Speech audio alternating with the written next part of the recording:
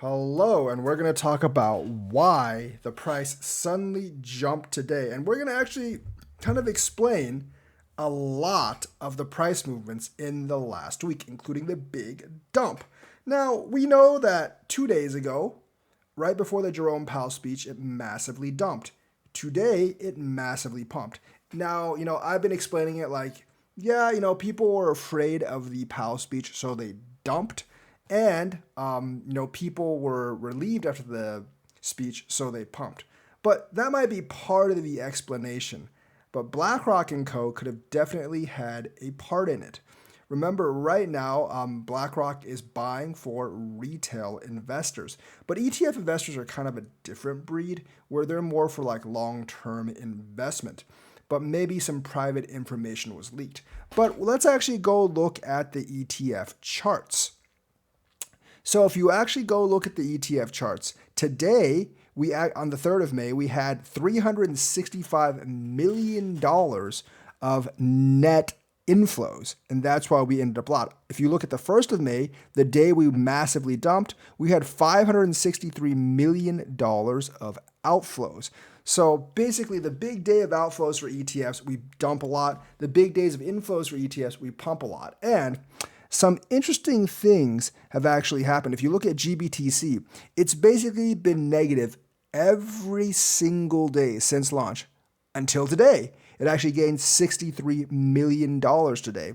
BlackRock didn't actually do anything today, but if you actually look at all the others, they were massively positive. So once again, we surged up massively today because there was a lot of ETF buying, and we went down a lot massively 2 days ago, not because of charts, not really even because of the Powell speech, but because of massive ETF sales. Someone's been buying a lot and someone's been selling a lot in terms of the ETFs, and that's what's causing it to go up and down right now. And that matches up perfectly with what we have actually seen before in terms of ETF buying and selling. And of course, these ETFs are really large volumes. Now, you could actually say that, yeah, these were just like retail people. Instead of buying BTC, they're buying the ETF.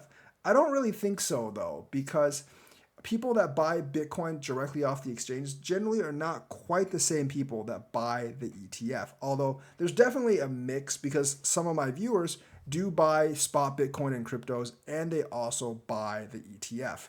However, this gets some people thinking, maybe like the Powell speech, like what he was going to say was leaked to some buddies, and they leaked it to more buddies, and some people knew. So they took the chance to front run with the ETFs. That's also possible. Maybe some of the institutions that already bought the ETFs front ran with the ETFs. Like I said, all that stuff's possible. There could be some like secret insider trading going on here. And I'm not going to speculate like whether there was or not. It could have just been like, people were kind of afraid, so they sold the ETF. And they're reassured afterwards, so they bought the ETF.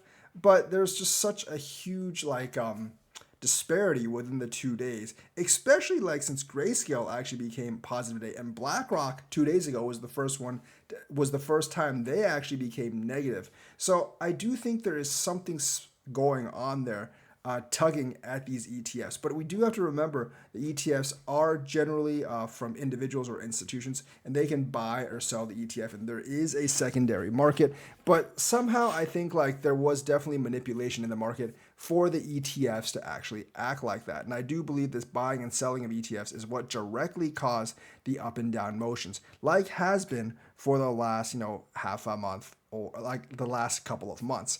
And this can go to show you that like, yeah, these ETFs coming out, it is a way for institutions, maybe even BlackRock and Co., to actually control the crypto market. They controlled it before with futures and leverage, but they can, I think, more directly control it a little bit with these ETFs and the timings of their buys and sells. So it wouldn't be that surprised if there was some kind of collusion in there. You'll never be able to prove it, so you don't have anything to take to court. But yeah, I mean, that is something to watch out for, that, these like Jerome Powell speeches, like the buy the rumor, sell the news becomes buy the, like sell the rumor, buy the news, if they actually believe the news is bad. So here's the kind of pattern I've been noticing over the last couple of Fed reports. If the news is expected to be good, generally it pumps before the news and then dumps after the news. If the news is expected to be bad, um, it's like, it actually dumps before the news and then pumps after the news. Of course, if the news is like really, really overblown in one area, like if it's super bad, it'll still go down. If it's super good, it'll still go up. But that generally doesn't happen. Jerome Powell is kind of like a mid kind of guy, basically. So his news is kind of like according to expectation, which means that's why we get that kind of action in the market where it's either sell the rumor, buy the rumor, sell the news, or sell the news, or sell the rumor, buy the news. So essentially, like, you kind of have to look at expectations. If the expectation is poor, sell and then buy. If the expectation is good, if the expectation is good, sell and then buy. If the expectation is poor, buy and then sell right afterwards. So essentially, it's kind of a weird thing right now, but the ETF inflow outflow does definitely explain the dump on Monday as well as the pump today. And I do think there probably is some kind of leaking of information and a lot of manipulation in the market by maybe some of the big players of the ETFs. Maybe, I don't know if by BlackRock themselves, but maybe for the big players that actually buy the ETFs off of BlackRock or Fidelity, or maybe these guys are timing their buys to coincide with each other or coincide with certain events. We don't really know, but I do feel like something is amiss here.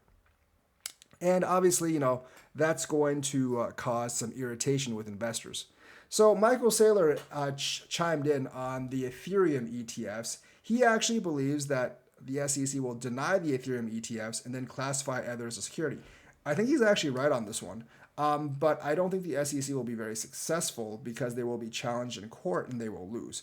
Obviously, Michael Saylor's kind of hoping that everything besides Bitcoin is going to be classified as a security, because I believe he mistakenly thinks that if we get rid of all these coins, and Bitcoin's the only one, then all the money will flow into Bitcoin and his investments will rise, because Michael Saylor's entire kind of net worth is tied to Bitcoin. I think that is a mistaken notion. A lot of people buy Bitcoin as a gateway coin, and they use liquidity, whether Bitcoin or wrap Bitcoin, for a lot of other projects. And I think Bitcoin would actually lose a large part of its purpose if you got rid of the rest of the crypto market.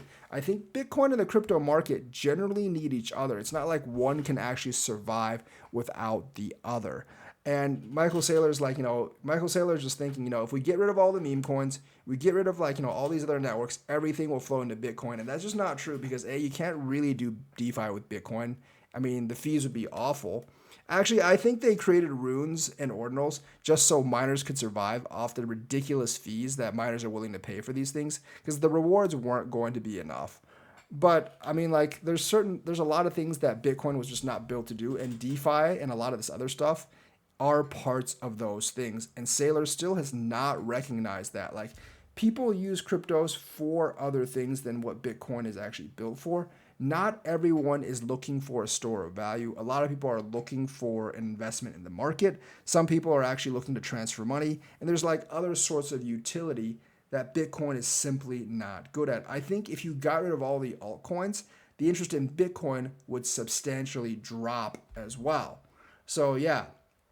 So I think Saylor's warped view on the industry is not good for the industry. And he actually thinks none of these tokens will ever be wrapped by a spot ETF. None of them will be accepted by Wall Street. None of them will be accepted by mainstream institutional investors as crypto assets.